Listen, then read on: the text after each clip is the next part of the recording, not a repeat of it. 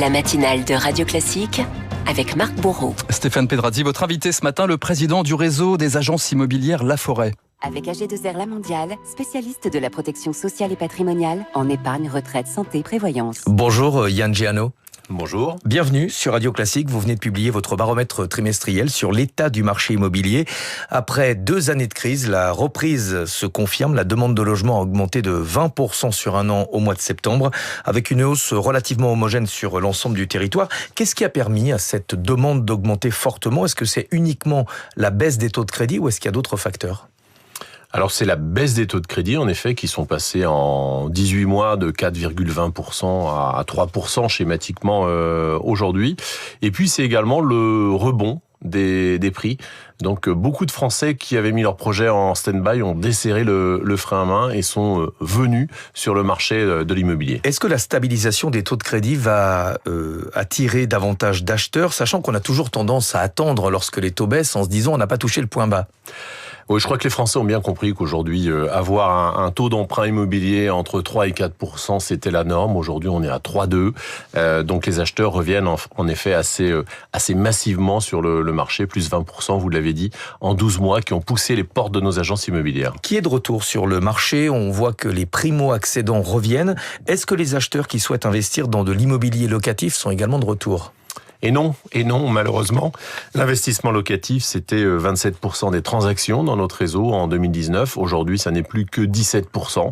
On a perdu les investisseurs matraqués fiscalement et qui ont besoin de lisibilité, ce qui n'est pas le cas aujourd'hui. Plus 20% pour la demande. L'offre de logement, elle, augmente, mais de manière moins spectaculaire. Plus 10% sur l'ensemble du territoire, plus 5% seulement à Paris. Ça veut dire qu'il n'y a pas suffisamment de logements disponibles ou est-ce que les propriétaires attendent que les prix grimpent un petit peu plus ?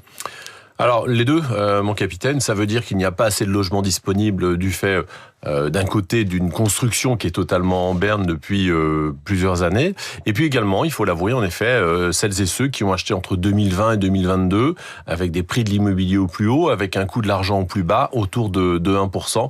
Aujourd'hui, s'ils ne sont pas absolument contraints de le faire, ne mettent pas leur logement sur le marché. Les prix de vente augmentent un peu partout, plus 1,1% au niveau national, plus 1,7% à Paris, avec un prix au mètre carré qui est repassé au-dessus de 10 000 euros dans 11 arrondissements. Est-ce que ça veut dire que les vendeurs sont en position de force et que les marges de négociation sont devenues plus limitées ? Alors, le marché s'est rééquilibré. En tout cas, les vendeurs ont compris qu'ils avaient face à eux de plus en plus d'acquéreurs, des acquéreurs finançables. Donc, ils ont tendance à camper sur leur position. Il faut quand même avouer que les prix de l'immobilier ont reculé au cumul des années 2023 et 2024 de 7 à 8% au niveau national. Donc, les acquéreurs trouvent toujours un marché extrêmement attractif aujourd'hui. Quand vous dites que le marché est en train de s'équilibrer, est-ce que ça veut dire que les prix vont continuer d'augmenter ? On a une forte demande ? Oui, on peut penser que les prix sont soit en stabilisation, soit sur une légère augmentation. On terminera l'année vraisemblablement en dessous de 2% au niveau national. En termes de perspective, est-ce que le climat actuel vous inquiète ? L'instabilité politique, le manque de visibilité sur le plan économique et fiscal, tout ça, ça pourrait casser la reprise. Vous seriez surpris si je vous disais que ça ne m'inquiète pas. Oui. Évidemment, ça m'inquiète. L'immobilier, c'est du temps long. On achète et on détient globalement son appartement pendant 11 ans. Une maison, c'est un peu plus long, c'est 15 ans. C'est du temps long. Et nous, en 8 ans, on aura eu 8 ministres du logement. Donc l'instabilité, ça n'est pas compatible avec le logement. Et c'est ce qui explique notamment la crise dans laquelle nous nous sommes enfoncés progressivement au fil des années. Il y a quand même un paradoxe dans la position de nos politiques. On parle très peu de logement, généralement dans les campagnes électorales. Et pourtant, le secteur de l'immobilier, c'est un peu la vache à lait régulièrement. On taxe un peu plus. Ah si, on en parle, puisque c'est un peu le concours Lépine, quand même, tous les jours aujourd'hui. Il y a une nouvelle taxation. On parle peu de la politique du logement, je voulais dire. Déclaration, absolument. Il n'y a aucune politique du logement en France. C'est la vache à lait. C'est un actif qu'il faut taxer. Il y a la voiture et il y a le logement.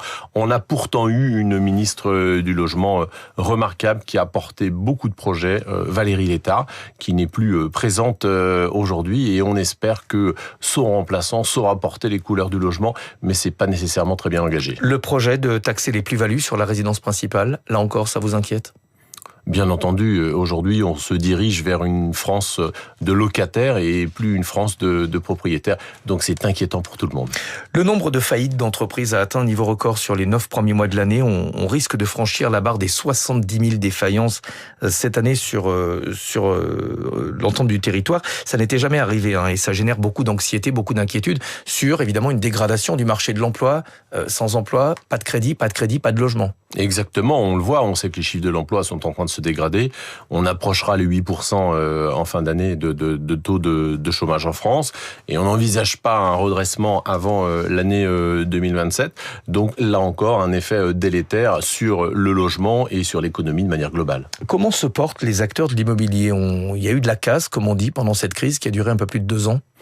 Il y a eu de la casse, peu de casse, entre guillemets, un millier d'agences immobilières qui ont fermé. C'est toujours un millier d'entreprises qui sont allées au tapis, bien évidemment, mais sur les 70 000 défaillances qu'on envisage, ça n'est pas si important que ça. En tout cas, il faut le relativiser. Ça va beaucoup mieux. Les trésoreries se sont reconstituées. Le marché immobilier retrouve sa normalité. Donc, en effet, les chefs d'entreprise reprennent de l'air et l'état d'esprit positif. Là, vous parlez des grands réseaux. Est-ce que cette crise a aussi permis de faire le ménage ? Lorsque tout va bien dans l'immobilier, on voit arriver des personnes dont ce n'est pas forcément le métier ni l'expérience d'ailleurs pour intervenir sur ce marché. Est-ce que vous pensez qu'en période de crise, on fait un peu le ménage ?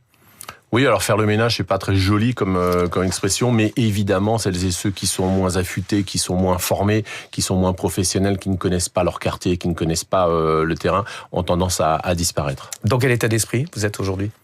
Positif. On profite du rebond du marché, on profite de l'appétence des Français pour la pierre et pour les projets immobiliers et dubitatif sur le budget de la France pour l'année 2026. Merci beaucoup Yann Géano d'être venu ce matin sur Radio Classique, président du réseau immobilier La Forêt. On le rappelle, la demande de logement en France, selon vos derniers chiffres, a augmenté de 20% sur un an au mois de septembre. Et merci à tous les deux. La matinale de l'économie revient demain avec vous, Stéphane, dès 6h et en pleine forme. Dans 2 minutes, Marine Tondelier en route pour 2027. Un coup de pression à gauche dans les coulisses de la politique d'Olivier Beaumont. Avant cela, le bon usage avec Karine Dijoux. 7h19.